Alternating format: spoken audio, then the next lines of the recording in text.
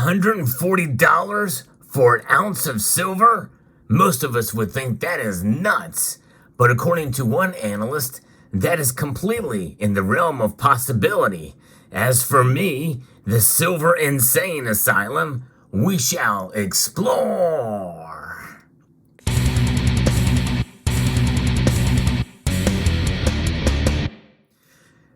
For as long as I've been in this community, I have seen a lot of influencers, analysts, and commentators predicting crazy over-the-moon silver prices. And this is just the latest of those pieces that I'm going to be talking to you about from Seeking Alpha, from an author here that makes some pretty wide assumptions about why silver could be $140 an ounce. Now, one of these types of pieces, you would think that these commentators would learn their lesson. Every time they make these predictions or calls for silver, they end up falling flat on their face and yet are still given credibility and to be able to make such claims and continue to do so time and time again. You know, the credibility doesn't last too long with most of us that like to think reasonably about where silver has been and where it will go. And the fact of the matter is there has been a lot of volatility in the silver market, but there's only been 2 times in history that we've seen silver prices go over the moon. And that is where where this price comes from, at least in part. So we're going to go through this article here from Anna Sokoludo and to try to make sense of where she's coming from on this, but pick it apart, piece by piece. There's only one way out of here, and that is to do that, or that's to look through this in that nature. Silver has been underperforming gold, but both of these metals can do a much better job in the author's view. The economy is slowing down, the interest rates are high, everyone is panicking, the industrial demand is not there. Still, given the circumstances, silver prices are showing great resilience. But the author believes that silver may surge further. Silver at triple digits is a possibility. And she's going to explain to us here in this piece. Long-term interest rates, as well as the silver price, is now lingering near $23 per ounce mark. The rates are at 10-year highs, while the silver price is not very low in comparison. You know, this is somewhat of a good argument that she's making here, but the conclusion that she derives from it is completely flawed. The lower silver price was about $14, and that was kind of the average between 2016 and 2019. Remember, in 2016, silver did get to, I think, topped about $32 then. The interest rates were hovering around 2.5% to 3% respectively at that time. So given the fact that U.S. long-term interest rates, not to be confused with the base rate, are now at 4.09%, the silver price should trade at a price far lower than $14 per ounce. I disagree with that. I believe there's other factors that come into play. You just can't compare it to interest rates for silver's performance during that time. There's other factors that come into play for silver.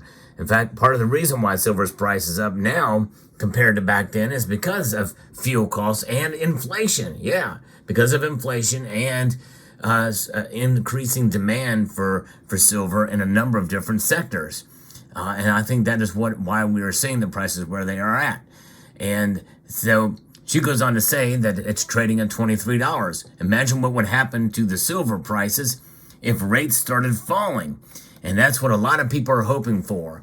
But we're going to get to that in a moment.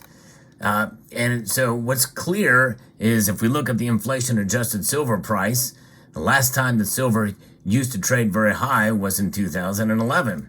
Its price reached a high of $48 then, and if we adjust the price for inflation, it would have been about $70 in today's money. Although some of these numbers are off, we're going to get to the other number that was off that she makes here. That was 3 years after the Great Recession of 2008. In order to stimulate the economy, the government had to substantially exceed its tax revenues.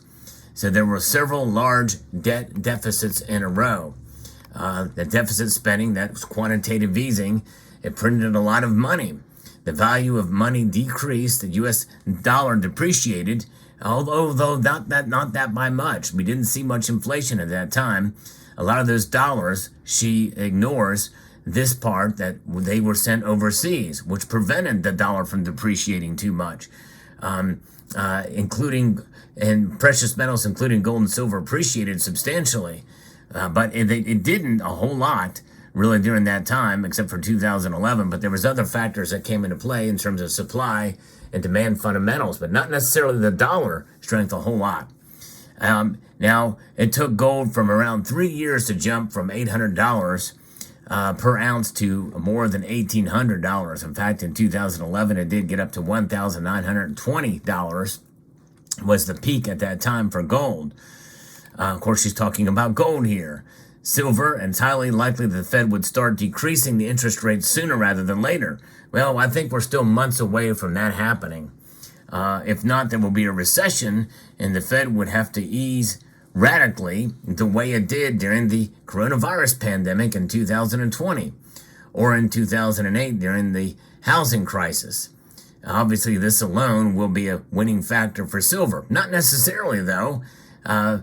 History does not necessarily mean that what happened in the past will happen in the future. There's a lot of other factors that are coming into play.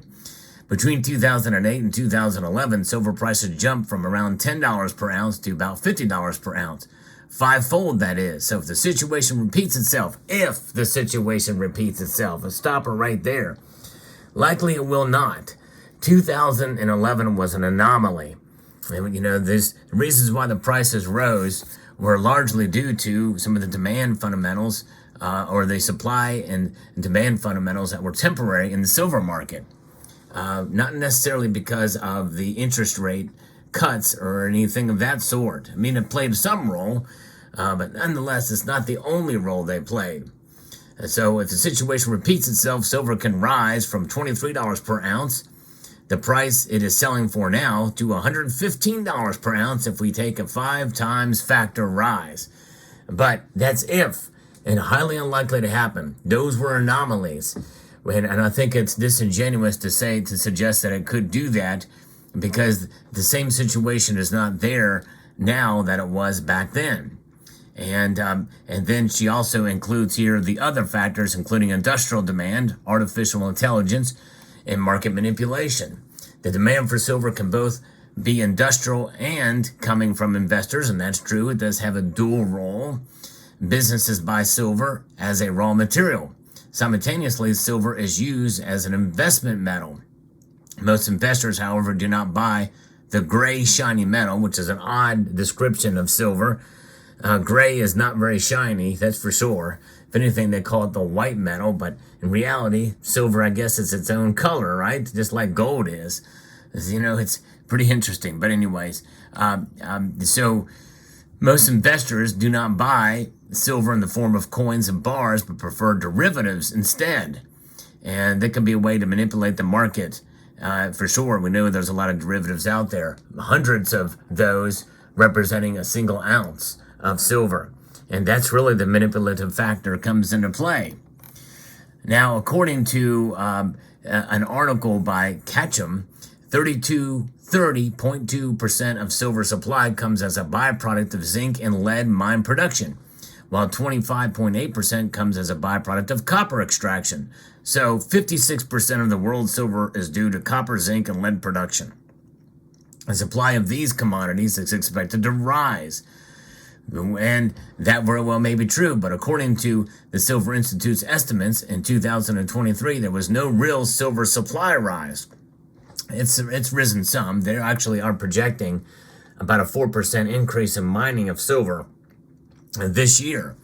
And by extension, if there's going to be an increase in mining of those other materials, and by the way, they don't talk about gold because silver is mined as a byproduct of gold as well.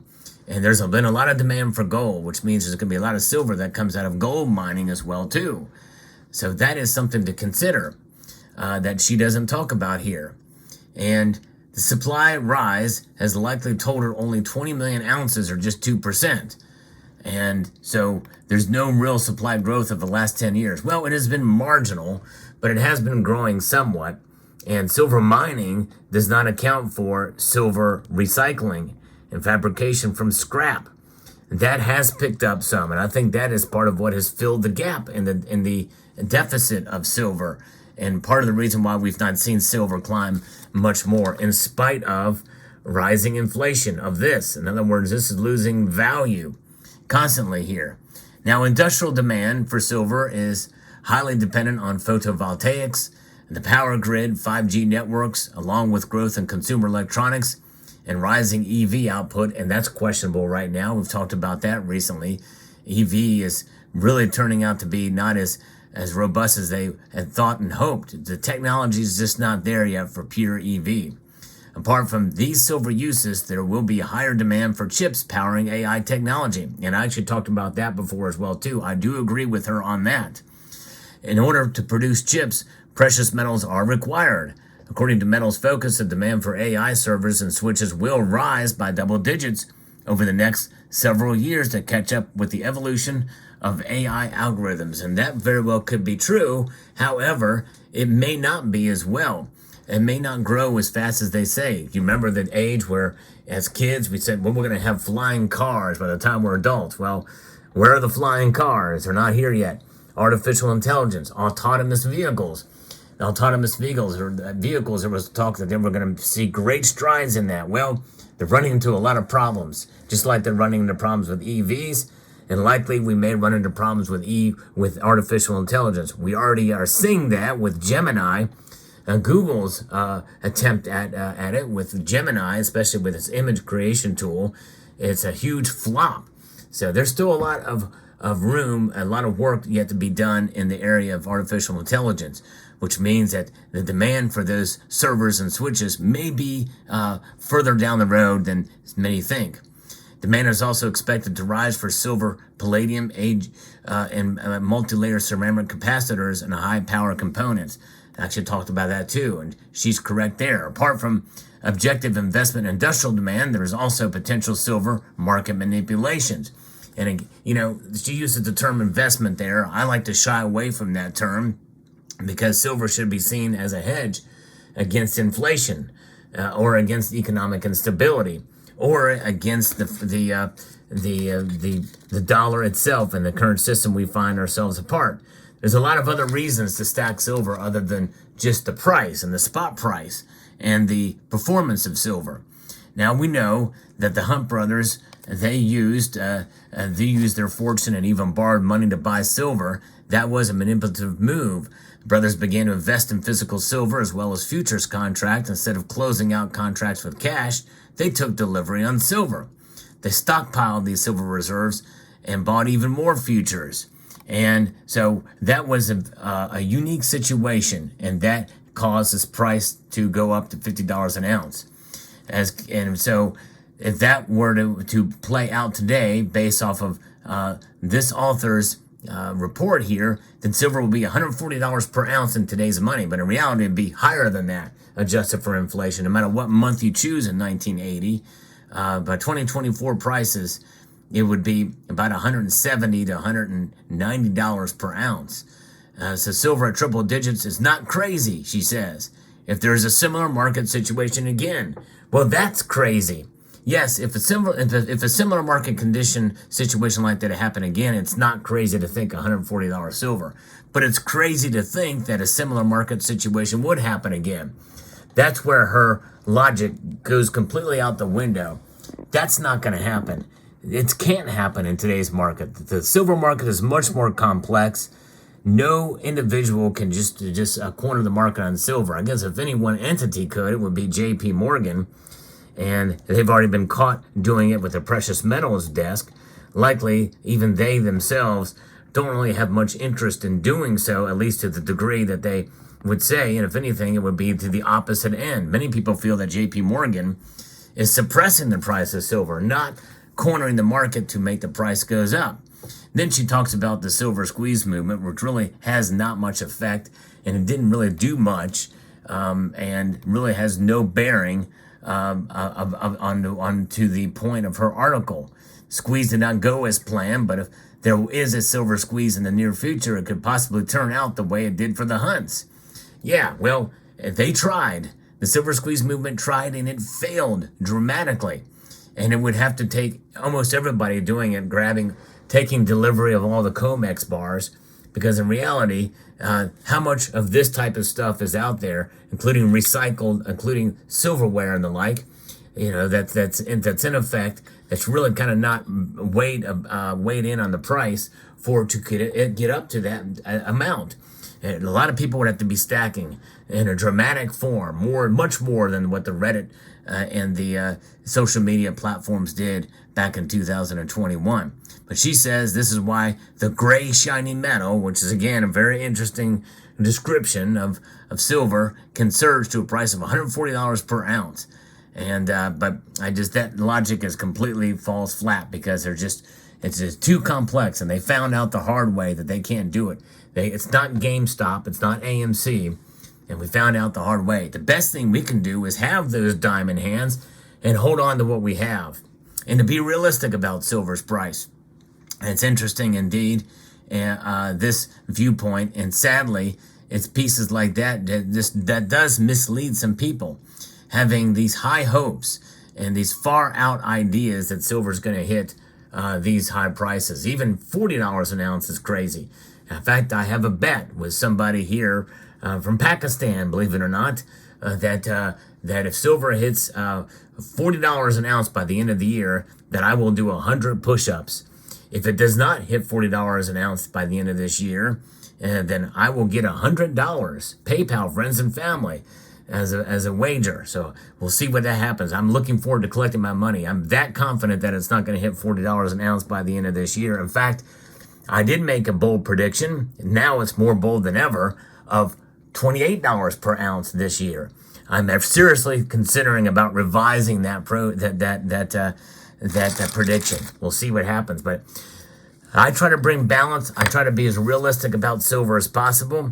That's part of what I do as a service here, because I believe in silver, and I believe so much in it that I want to be as realistic about it so that you don't get disappointed if the price doesn't go up. Because I think the best thing we can do is hold on to it, not to make ourselves rich, but to preserve our wealth over the long course of time.